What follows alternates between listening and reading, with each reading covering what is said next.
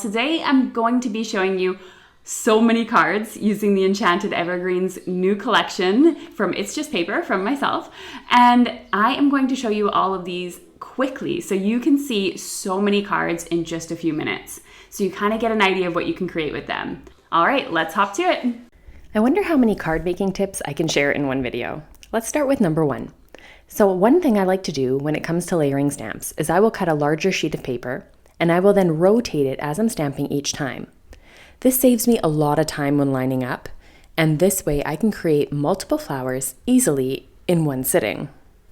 If I want to create 10 of these flowers, for example, I cut out 5 pieces of cardstock and I just repeat this process over and over again.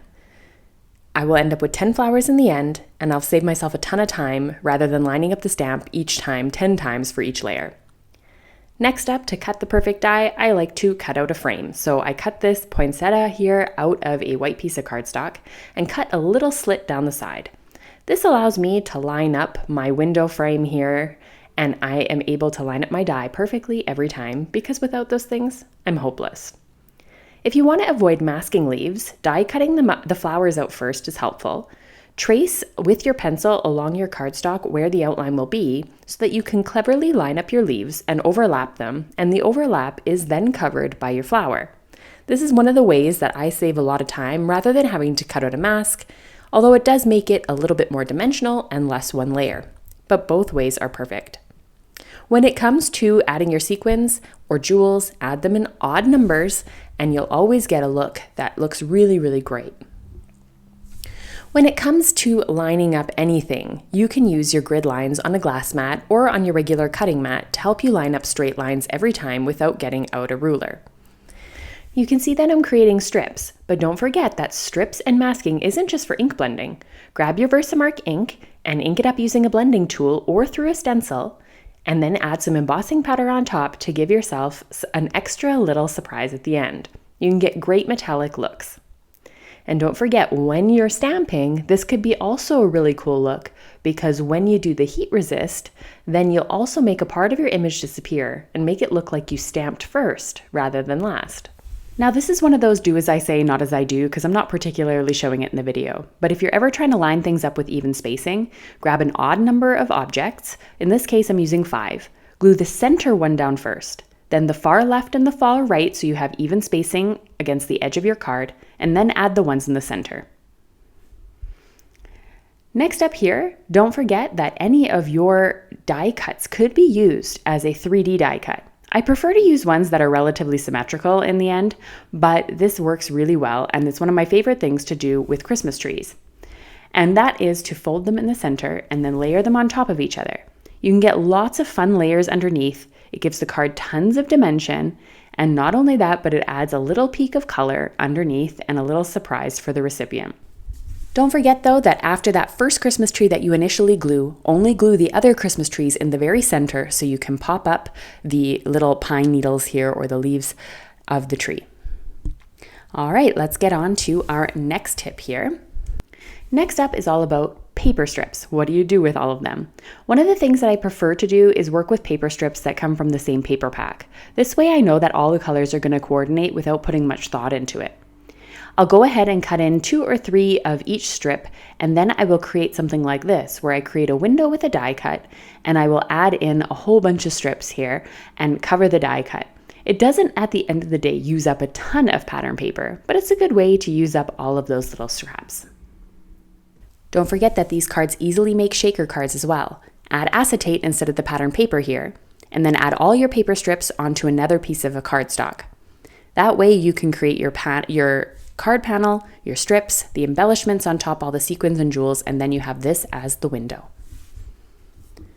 Okay, next up, and the next tip that I have for you when it comes to layering any sort or adding any sort of alphabets rather, is to use the frame that you cut them out of in order to help line them up, especially when they're word dies. When it comes to alpha dies, that's a bit of a different story.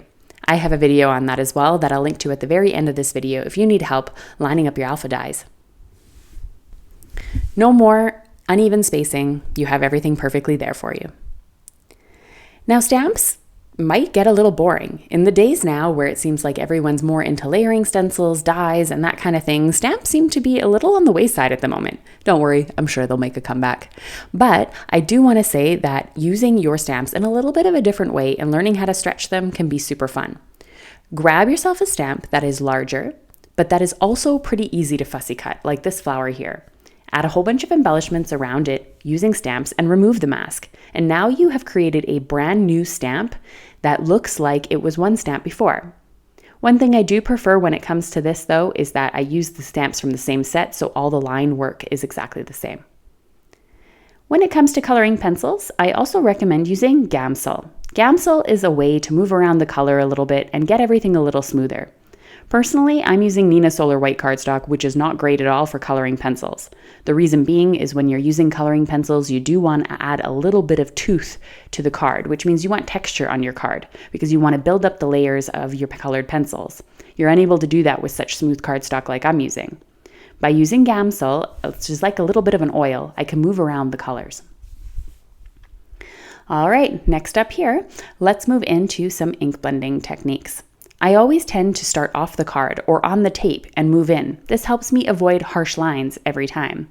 And this way I get a nice smooth blend each and every time that I create some ink blending. Don't forget that cards do not have to be complicated. Adding a strip of color and then a solid stamp over top is one of my absolute favorite things to do to create a card. And it only takes a couple of minutes to create. And I think with all of the white space helping those colors really pop, it creates a beautiful, clean, and simple card.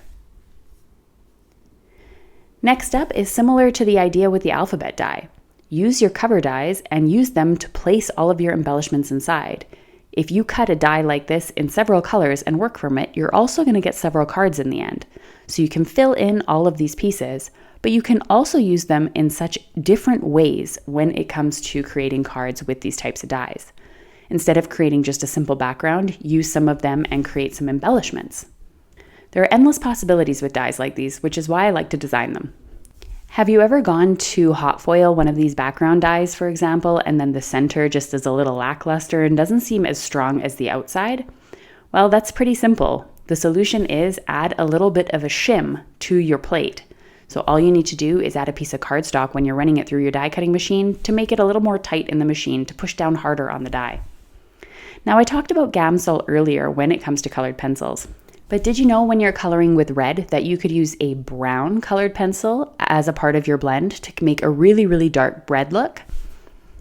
And don't forget that when you are creating cards, cut off a piece of your background that you've created and add a little bit more white space for a more elegant look and something that's just a little more creative than adding a simple background to the card. Backgrounds can get a little bit boring when they're always just rectangles. So in my last video that I had on my channel, I actually show you all of these cards in details. Speaking of which, I've been sharing a ton of tips and tricks, and the card tutorials themselves have been really short and sweet. So if you would like to see more of these card tutorials in slower versions, just keep watching my channel over the next few months, as well as the 12 Days of Christmas series, because I will be going over these cards in more detail and in slower versions. I just wanted to give you an overview of what you can do with my brand new release, but also share with you a ton of cards, tips, and tricks. If you're interested in any of the Christmas products that are shown in this video, I will have them listed below in the video description. And don't forget, for my USA customers, there is free shipping over $50 on your orders. Thank you so much for watching, everyone. And here are some more tips if you are interested.